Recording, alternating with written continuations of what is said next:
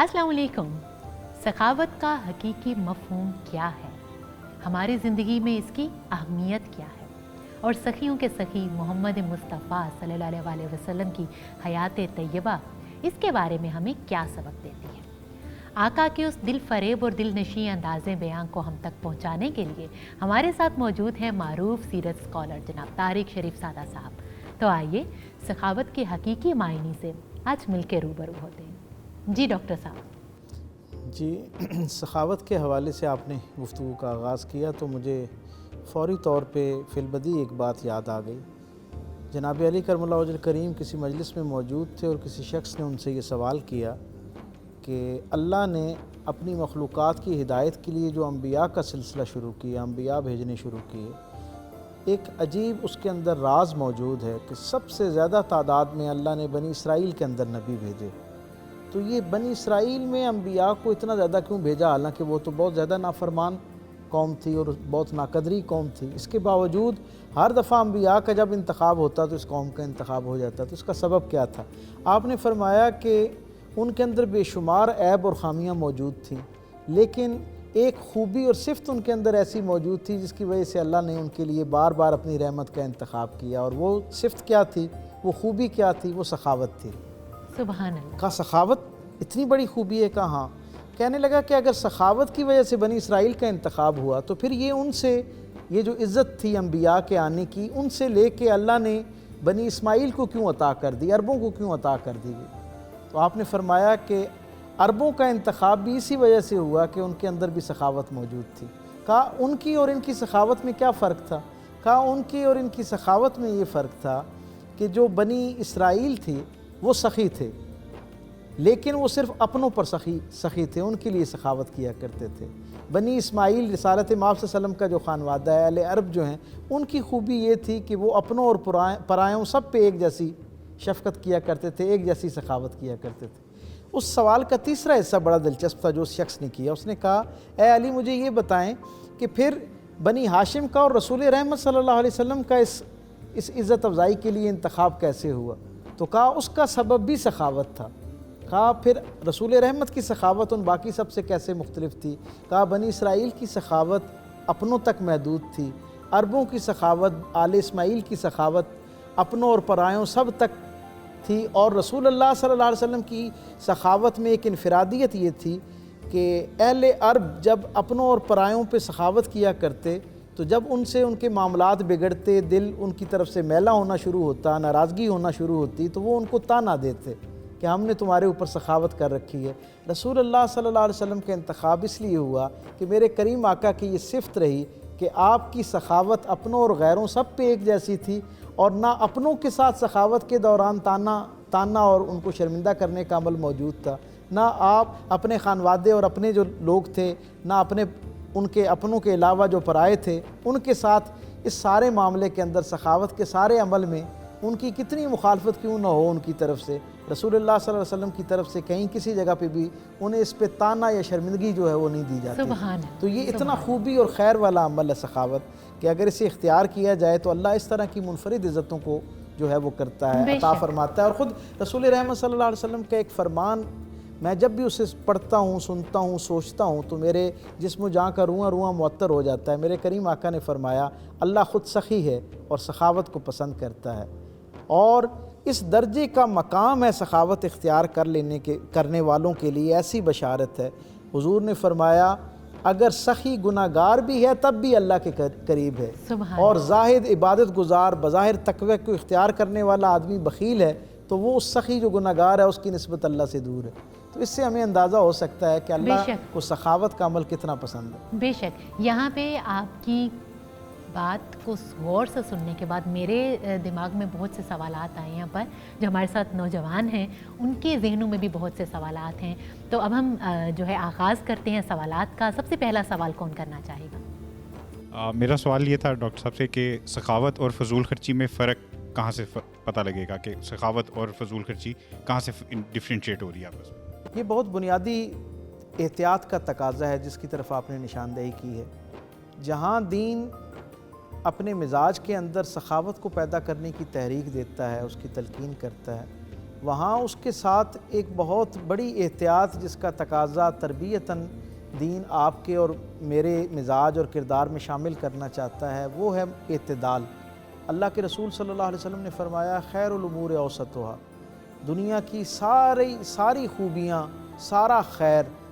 اس کا راز اللہ رب العزت نے اعتدال کے اندر رکھا ہوا ہے، میانہ روی کے اندر رکھا ہوا ہے۔ جیسے بخل اللہ کے ہاں بڑا ناپسندیدہ عمل ہے، کنجوسی اللہ کے ہاں بہت ناپسندیدہ عمل ہے، اس کی نسبت سے بندے اور اللہ کے درمیان حجابات کا اضافہ ہونا شروع ہو جاتا ہے، اللہ اور بندے کے درمیان دوری پیدا ہونا شروع ہو جاتی ہے، بندہ اللہ کے پسندیدہ جو بندے ہیں اس کی فہرست میں سے نکلنا شروع ہو جاتا ہے۔ وہیں پہ ہی جب یہ سخاوت کہہ لیں یا بخل سے دور ہونے کا عمل میانہ روی کی سرحدوں کو پھاندتے ہوئے ریاکاری اور فضول خرچی کی سرحد میں داخل ہونا شروع ہوتا ہے، تو آٹومیٹیکلی کیا ہوتا ہے، پھر وہ سخاوت نہیں رہتی بلکہ سخاوت کے اوپر وہ جو فضول خرچی کا ایک دھبا ہے وہ ایلیمنٹ ہو جاتا ہے، اور یہ اس کو اس اتنے خوبصورت عمل کو جو سخاوت یقیناً اللہ کا پسندیدہ عمل ہے، اس خوبصورت عمل کے اوپر ایک ایسا بدترین دھبا لگ جاتا ہے کہ اس کے سارے حسن کو گہنا کے رکھ دیتا ہے۔ رسول اللہ صلی اللہ علیہ وسلم کے مزاج سے ہم تک یہی تربیت اور پیغام پہنچا ہے کہ سخاوت یقیناً مومن بندہ کامل جو ہے اس کی زندگی کا، اس کے رویوں کا ایک بہت نمایاں حوالہ ہوا کرتا ہے، لیکن اس سارے عمل کے دوران آپ نے اپنے آپ کو اس فضول خرچی سے بچانا ہے، اس اسراف سے بچانا ہے جس کے بارے میں خود اللہ قرآن میں تنبیہ کرتا ہے کہ اللہ اسراف کرنے والوں کو، حد سے زیادہ گزر جانے والوں کو پسند نہیں فرماتا۔ بنیادی طور پہ ہمیں یہ بات سمجھنی چاہیے کہ یہ جو دین ہے یہ ہے ہی اعتدال کا دین۔ اس کا حسن یہ ہے کہ اس نے ہر معاملے کے اندر انسان کو اعتدال کی تلقین کر رکھی ہے۔ اس کا سبب کیا ہے؟ اس اعتدال کی اتنی تلقین اس لیے کی گئی ہے کیوں کہ اللہ رب العزت خالق ہے ہمارا، وہ جانتا ہے کہ انسان کی فطرت ہی اس کا تقاضا یہ ہے کہ اسے اعتدال پہ رکھا جائے۔ اس لیے خواہ کوئی رویہ، خواہ کوئی عمل، خواہ کوئی نیکی کتنی ہی اپنے اندر خوبصورتی رکھتی ہو، اگر وہ اعتدال کے دائرے سے باہر ہونا شروع ہو جائے تو وہ زنگ آلود ہو جایا کرتی ہے اور اپنا اصل حسن جو ہے وہ کھونا شروع ہو جاتا ہے۔ بے شک بے شک۔ جی تو اگلا سوال ہمارے کون سے ساتھی کرنا چاہیں گے؟ بسم اللہ الرحمن الرحیم۔ سخاوت باعث اجر ہے، تو جب ہم نیت کرتے ہیں کسی اللہ کار خیر میں خرچ کرنے کی تو سب سے پہلے ہمارے ذہن میں کیا ایک شیڈول ہونا چاہیے کہ کس جگہ سے سٹارٹ کیا جائے، کہ مین افضل کیا ہے سخاوت کے اندر، سب سے پہلے کس کو لائیں، بعد میں کس کو، اور پھر آگے؟ دین اسلام اپنی ہدایت اور رہنمائی میں اتنا کامل ہے، اتنا مکمل ہے کہ وہ کسی سطح پہ بھی انسان کو ہدایت اور رہنمائی سے خالی نہیں رہنے دیتا۔ ہم اسی سوال کے تناظر میں، اسی کی کھوج میں اگر رہنمائی کے لیے دین کی طرف رجوع کریں تو ہمیں یہ خوشگوار احساس ہوتا ہے کہ جہاں اللہ رب العزت نے انفاق فی سبیل اللہ کے لیے انسانوں کو متوجہ کیا ہے اور ترغیب دلائی ہے، وہاں کتنی خوبصورت بات ہے کہ انفاق فی سبیل اللہ کے معیارات اور پیمانے بھی اللہ نے مقرر کر دی ہیں، اور یہ کیونکہ جیسے میں نے پہلے عرض کیا کہ دین فطرت ہے، انسانی فطرت کے قریب ہے، انسانی زندگی کے قریب ہے، اور جو چیز انسانی زندگی کے قریب ہے اس کا مطلب یہ ہے کہ وہ اس کے تقاضوں اور اس کی ضرورتوں سے آگاہ ہے، ان کے مطابق ہے اور ان کے قریب ہے۔ دین نے جو ہمیں ایک ترتیب عطا کی ہے انفاق کے حوالے سے، اللہ کے راستے میں خرچ کرنے کے حوالے سے، وہ بھی رشتوں کی قربت کے تعلق سے ہے، یعنی جو جتنا رشتے میں آپ کے زیادہ قریب ہے اس شخص کا ضرورت کے وقت آپ کے حوالے سے انفاق کا زیادہ حق رکھتا ہے وہ آپ کے اوپر۔ جو جتنا رشتے میں آپ کے قریب ہوتا جاتا ہے آٹومیٹیکلی اس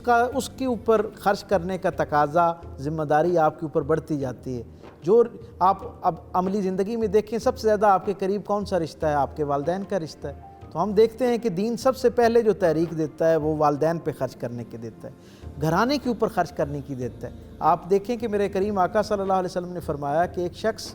1 درہم اللہ کے راستے میں جہاد میں خرچ کرتا ہے، ایک آدمی صدقے کے طور پہ 1 درہم خرچ کرتا ہے، ایک آدمی کسی اور ضرورت کو پورا کرنے کے لیے خرچ کرتا ہے، اور 1 درہم ایک شخص اپنے خاندان پر خرچ کرتا ہے، اہل و عیال، اپنے بیوی بچوں پہ خرچ کرتا ہے۔ دیکھیں کتنا خوبصورت دین ہے۔ میرے کریم آقا فرماتے ہیں یہ سارے عمل ہی اللہ کے ہاں خوبصورت ہیں اور پسندیدہ ہیں، لیکن وہ 1 درہم جو اس نے اپنے خاندان پر خرچ کیا، اپنے اہل و عیال، اپنے بیوی بچوں پہ خرچ کیا، اللہ کے ہاں اس کی قدر ان باقی سارے خرچ کیے ہوئے مال سے زیادہ ہے۔ سبحان تو اس سے ہمیں اندازہ ہو سکتا ہے کہ اللہ نے کتنی خوبصورت اور ایک بڑی مبنی بر فطرت ہمیں ایک ترتیب عطا کی ہے، عین انسانی فطرت اور انسانی زندگی کے اور انسانی معاشرت کے انسانی سماج کے تقاضوں کے مطابق ہمیں ایک ترتیب عطا کر دی ہے کہ اس انداز سے خرچ کریں گے تو اللہ جو ہے اس کی رضا بھی آپ کو حاصل ہوگی، آپ کا اندرون بھی اجلا ہونا شروع ہوگا، اور آپ کے ارد گرد کا جو معاشرہ ہے اس کے اندر بھی خیر براہ راست پہنچنا شروع ہو جائے گا۔ بے شک۔ جی اگلا سوال کون کرنا چاہیں گے؟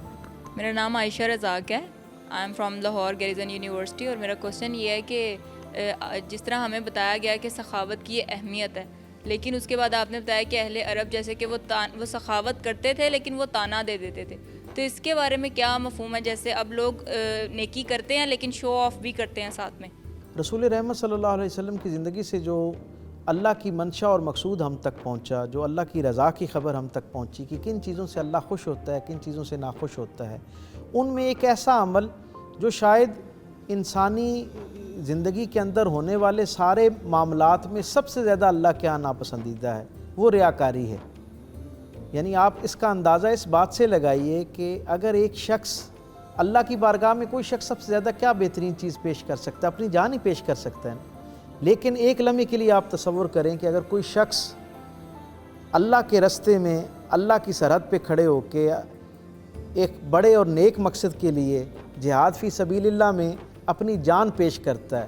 اور اسے گولی لگتی ہے اور زہر اس کے جسم میں پھیلنا شروع ہوتا ہے، عین اس لمحے جس وقت اب زہر پھیلنا شروع ہو چکا ہے، زندگی کے چراغ گل ہونا شروع ہو رہے ہیں اور موت اسے سامنے کھڑی ہوئی نظر آ رہی ہے، وہ شخص یہ کہتا ہے، اپنے دل میں تصور کرتا ہے کہ میں جو کام کر کے جا رہا ہوں، جو کنٹریبیوشن میرا اپنی سوسائٹی کے لیے ہے، میرے جانے کے بعد میں نے اتنا اچھا عمل کیا ہے کہ شاید بہت دیر تک لوگ مجھے جو ہے وہ یاد رکھیں گے۔ اس احساس کے ساتھ ایک شخص اگر اپنی جان اللہ کے سپرد کرتا ہے، اس کا جو بیسٹ یعنی اس کی جان تھی وہ اللہ کے حوالے کر رہا ہے، لیکن احساس کیا ہے کہ میرے جانے کے بعد لوگ اس کو اچھا سمجھیں گے، ایک ریاکاری کا ایلیمنٹ اس کے اندر آ گیا۔ میرے کریم آقا صلی اللہ علیہ وسلم گرمیوں کی شدید دھوپ میں جمعے کا خطبہ عطا کر رہے ہیں، مسجد نبوی کھچا کھچ بھری ہوئی ہے، اور اچانک ایک نیم پاگل خاتون جو ہے صفوں کو چیرتی ہوئی رسول اللہ صلی اللہ علیہ وسلم کے سامنے آتی ہے اور مخاطب ہو کے کہتی ہے،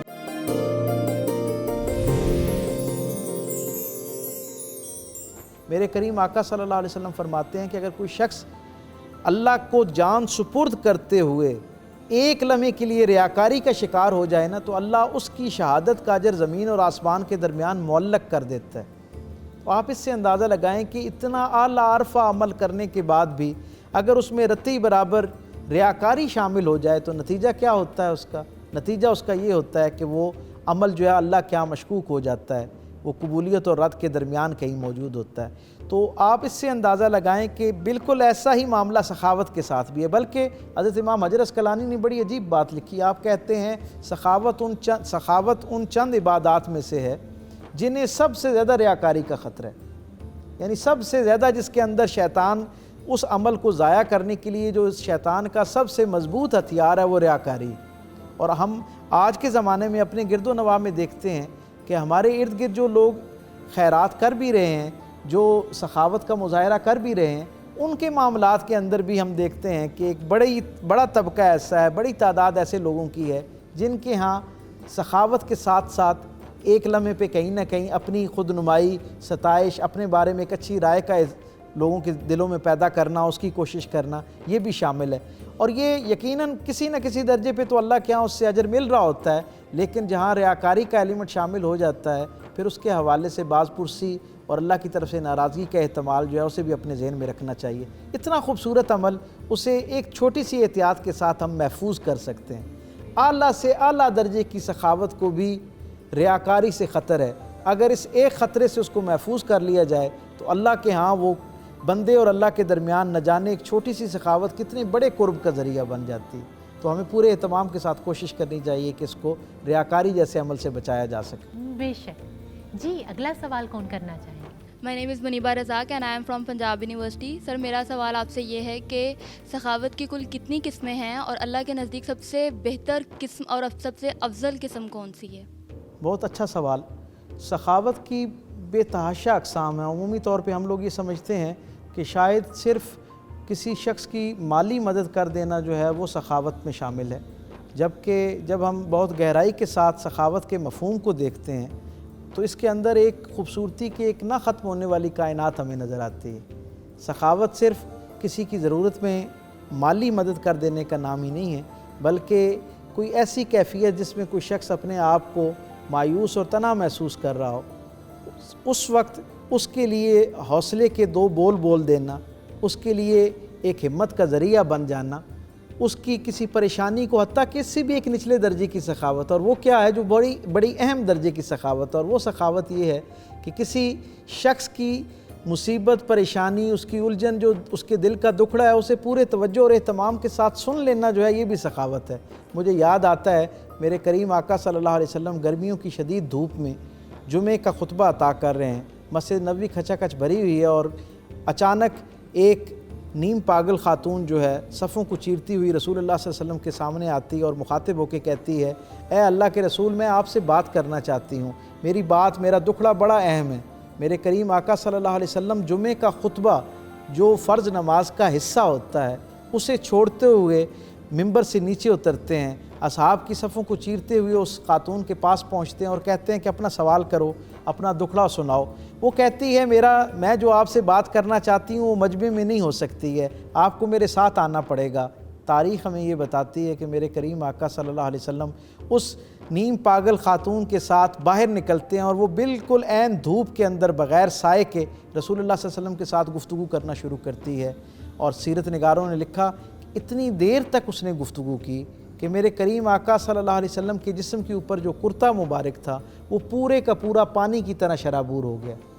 حضرت عمر فاروق اور باقی اصحاب کو یہ سارا کچھ دیکھ کے ناپسندیدہ اور ناگوار گزر رہا تھا۔ بالآخر صبر کے پیمانے ضبط ہوئے، حضرت عمر فاروق باہر تشریف لائے اور اللہ کے رسول کی بارگاہ میں عرض کیا، اے اللہ کے پیارے حبیب صلی اللہ علیہ وسلم، سارا مدینہ جانتا ہے کہ یہ ذہنی توازن کھو بیٹھی ہے، اس کی بات میں کوئی ربط نہیں ہوتا، اس کی بات میں کوئی مقصد نہیں ہوتا، تو آپ ایک ایسی نیم پاگل خاتون کی گفتگو سن رہے ہیں اور اس کے لیے اپنا آپ اس مشقت میں ڈالے ہوئے ہیں۔ رحمتیں اور بشارتیں تقسیم کرتے ہوئے رسول نے فرمایا، اے عمر، اگر مدینے بھر میں بھی اس کی بات نہ سنوں تو کون اس کی بات سنے گا؟ تاریخ بتاتی ہے میرے کریم آقا نے اس وقت تک اپنے مقام کو نہیں چھوڑا جب تک وہ عورت خود اپنی کیفیت میں حضور سے اجازت لے کے نہیں چلی گئی۔ تو میں یہ سمجھتا ہوں کہ یہ بھی تاریخ حضور کے زندگی سے ہمیں یہ سبق پہنچتا ہے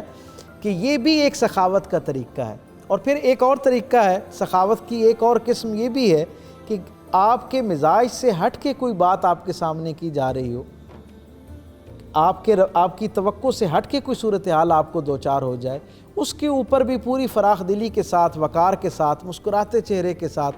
اسے قبول کر لینا، اسے ضبط کر لینا، اسے اپنے اندر سمیٹ لینا، یہ بھی ایک درجے کی سخاوت ہے۔ اور شاید یہ بہت سارا اعلانیہ انفاق فی سبیل اللہ کرنے سے زیادہ اللہ کی قربت کا ذریعہ بنتی ہے اور اس کا وسیلہ بنتی ہے۔ تو ہمیں سخاوت کی جتنی یہ ساری اقسام ہیں ان سب کو اپنی زندگیوں اور رویوں میں شامل کرنا چاہیے، اور بعض اوقات یہ جو ظاہری رویے ہوتے ہیں ان سے زیادہ یہ جو باطنی رویے ہیں ان میں سخاوت اللہ کے قرب کا ذریعہ بن جایا کرتی ہے، اس کا اہتمام کرتے رہنا چاہیے۔ بے شک، اور اگر اس کا ہی خیال کر لیا جائے تو آئی تھنک بہت سے جو اور مسئلے ہیں وہ بھی حل ہو جائیں۔ اسی کے ساتھ ہی اگلے سوال کی طرف چلتے ہیں۔ اگلا سوال کون کرنا چاہیں گے؟ میرا نام نوشاد خالد ہے، میں پنجاب یونیورسٹی سے ہوں۔ میرا سوال یہ ہے کہ اسلام سخاوت کا درس تو دیکھتا ہے، غیر مسلموں کے متعلق کیا حکم ہے سخاوت سے متعلق؟ اسلام ایک ایسا چھتنار اور سایہ دار درخت ہے، اور میرے کریم آقا صلی اللہ علیہ وسلم اللہ کی رحمت کا وہ ایک ایسا گھنا سایہ دینے والا بادل ہے کہ جس کے جو مذہب، مسلک، قوم، زمانہ اس سے بے نیاز ہو کر اللہ کی مخلوق کو رحمت عطا کرتا ہے۔ جیسے میرے کریم آقا صلی اللہ علیہ وسلم نے زندگی کے باقی تمام شعبوں کے اندر مسلم اور غیر مسلم کی تخصیص کیے بغیر ان کی زندگیوں میں آسانیوں کے لیے کچھ نہ کچھ عطا فرمایا ہے، بالکل سخاوت کے معاملے میں بھی اللہ کے رسول صلی اللہ علیہ وسلم کا فرمان یہ ہے کہ آپ صلی اللہ علیہ وسلم کی اپنی عادات کریمہ سے بھی ہم تک یہ پیغام پہنچتا ہے کہ آپ مسلم اور غیر مسلم سب کے ساتھ خیرخواہی کا، سخاوت کا، ان کے اوپر خرچ کرنے کی تحریک دیتے ہیں۔ نہ جانے تاریخ میں کتنے ایسے واقعات اور احوال محفوظ ہیں، بلکہ میں تو اکثر یہ کہا کرتا ہوں کہ آسمان کی طرح تاریخ کا جو آسمان ہے اس کے اوپر رسول اللہ صلی اللہ علیہ وسلم کا کردار اور بالخصوص غیر مسلموں کے ساتھ حسن سلوک ایک ایسا شاندار اور مضبوط حوالہ ہے کہ جس پہ رہتی دنیا تک کے انسان جتنا فخر کریں وہ کم ہے۔ ہمیں نظر آتا ہے کہ رسول اللہ صلی اللہ علیہ وسلم اپنے مسلم اپنے قرابت دار ہونا، اپنے مسلمان بہن بھائی ہونا تو دور کی بات ہے، اگر کوئی غیر مسلم بھی ضرورت کے وقت حضور کی طرف آتا تو آپ صلی اللہ علیہ وسلم اسے اس کی امید میں اس کو مایوسی نہ عطا کرتے، بلکہ کچھ نہ کچھ دے کر اس کو واپس بھیجتے، اس کی حاجت پوری کرتے ہوئے نظر آتے۔ اور تاریخ نے تو ایسے خوبصورت احوال محفوظ کر رکھے ہیں، میں آپ سے کیا عرض کروں، مجھے وہ منظر یاد آتا ہے جب مدینے کی گلی میں ایک شخص آتا ہے، رسول رحمت صلی اللہ علیہ وسلم کے ساتھ آپ اضطراب کی کیفیت میں حضور کی طرف دیکھتا ہے، تھوڑی دیر تک حضور سے حال احوال کرتا رہتا ہے، میرے کریم آقا صلی اللہ علیہ وسلم اس کا حال احوال پوچھتے ہیں، اور تھوڑی دیر کے بعد اس کے مزاج سے جان جاتے ہیں کہ وہ صرف حال احوال کرنے کے لیے نہیں آیا، وہ کوئی اپنے دل کی بات، اپنا کوئی دکھڑا، اپنی کوئی مصیبت پریشانی مجھ سے شیئر کرنا چاہتا ہے۔ وہ آتا ہے، اللہ کے رسول اسے کہتے ہیں اس وقت کوئی اور شخص تمہارے اور میرے درمیان اس مکالمے کو نہیں سن رہا، اس پر گواہ نہیں ہے، تم اپنے دل کی بات بغیر کسی خوف اور بغیر کسی شرمندگی کے میرے ساتھ طے کر سکتے ہو، مجھے بتا سکتے ہو۔ وہ شخص کہتا ہے، اللہ کے رسول پورے مدینے میں کوئی ایک شخص بھی مجھے ایسا نظر نہیں آتا جو میری مصیبت میں اس وقت میری مدد کر سکے، مجھے کچھ پیسوں کی ضرورت ہے، مجھے کچھ مال کی ضرورت ہے، میرے گھر میں میرے بچے اس وقت بغیر کچھ کھائے پیے جو ہیں وہ موجود ہیں، اور مجھے حیا آتی ہے کیونکہ میں مدینے کے لوگوں کے مزاج سے واقف ہوں، اپنے قریب سے قریب کسی محبت کرنے والے رشتے سے بھی تقاضا کروں گا، شاید وہ میرا تقاضا تو پورا کر دیں گے، لیکن ان کی طرف سے تانوں کے نہ ختم ہونے کا ایک ایسا سلسلہ شروع ہو جائے گا جو میری ساری زندگی کو بھی اذیت سے دوچار کر دے گا، اور میرے بعد آنے والی میری اولاد کو بھی اس پہ شرمندہ ہونا پڑے گا۔ آپ کے بارے میں گو کہ میں آپ کے دین پر نہیں ہوں، میں آپ کا کلمہ پڑھنے والا نہیں ہوں، آپ کا جانثار نہیں ہوں، لیکن میرے دل سے آواز آتی ہے، آپ کا چہرہ جو ہے وہ یہ بتاتا ہے کہ آپ سے اگر کوئی چیز طلب کی جائے تو آپ کی طرف سے تانا اور شرمندگی کا سامنا نہیں کرنا پڑے گا۔ اللہ کے رسول اس کا سوال سنتے ہیں اور سوچ میں پڑ جاتے ہیں، وہ حضور کو سوچ میں پڑے ہوئے دیکھتا ہے اور کہتا ہے کہ اے اللہ کے رسول، اگر آپ کا دل مطمئن نہیں ہے، آپ نہیں دینا چاہتے، نہیں عطا کرنا چاہتے، تو میں آپ کو دوبارہ کہہ کے شرمندہ نہیں کروں گا، میں واپس پلٹ جاؤں گا اور اس کا کسی سے تذکرہ بھی نہیں کروں گا۔ اللہ کے رسول کہتے ہیں ایسی بات نہیں ہے، تم یہاں بیٹھو، اور پھر تاریخ ہمیں یہ بتاتی ہے حضور وہاں سے تھوڑی دیر کے لیے تشریف لے جاتے ہیں، اور تھوڑی دیر کے بعد اپنے گھر میں کیونکہ دینے کے لیے کچھ موجود نہیں تھا تو ایک اور صحابی سے ادھار لے کر اس کی ضرورت پوری کرنے کے لیے مال اسباب اکٹھا کرتے ہیں اور اسے لا کر دیتے ہیں، اور کہتے ہیں میرے اپنے پاس تو میں تمہیں یہ جو اتنی زحمت بھی گوارا کرنی پڑی انتظار کی، اس کے لیے معافی کا طلبگار ہوں، اگر میرے گھر میں موجود ہوتا تو میں ایک لمحہ بھی ضائع نہ کرتا اور تمہیں عطا کر دیتا۔ تو وہ شخص حضور کے اس عمل کو دیکھنے کے بعد جب اپنے گھر لے کے پہنچتا ہے تو دل میں خیال کر لیتا ہے کہ میں بغیر کلمہ پڑھے نہیں جاؤں گا۔ وہ کلمے کا ارادہ کر کے گھر پہنچتا ہے، بچوں کو کھلاتا ہے، اپنے اہل و عیال کے سامنے یہ ذکر کرتا ہے، اور وہ پوچھتے ہیں کہ کون ہے جس نے تمہاری غربت پہ ترس کھایا اور تمہاری اس مصیبت کو جو ہے وہ دور کیا۔ جب بتایا جاتا ہے کہ رسول رحمت صلی اللہ علیہ وسلم کا یہ عمل ہے تو وہ پورے کا پورا خانوادہ یہ طے کرتا ہے، اس کے بچے، اس کی بیوی یہ طے کرتے ہیں کہ ہم اس خرد و نوش سے بعد میں استفادہ کریں گے، اس کو بعد میں کھائیں گے، پہلے رسول اللہ صلی اللہ علیہ وسلم کی بارگاہ میں جائیں گے اور شکرانے کے طور پہ کلمہ پڑھ لیں گے۔ تو تاریخ نے بتایا کہ انہوں نے حضور کی سخاوت کی وجہ سے، اس ہمدردی کی وجہ سے کلمہ پڑھ لی۔ بنتے ہیں غیر اپنے،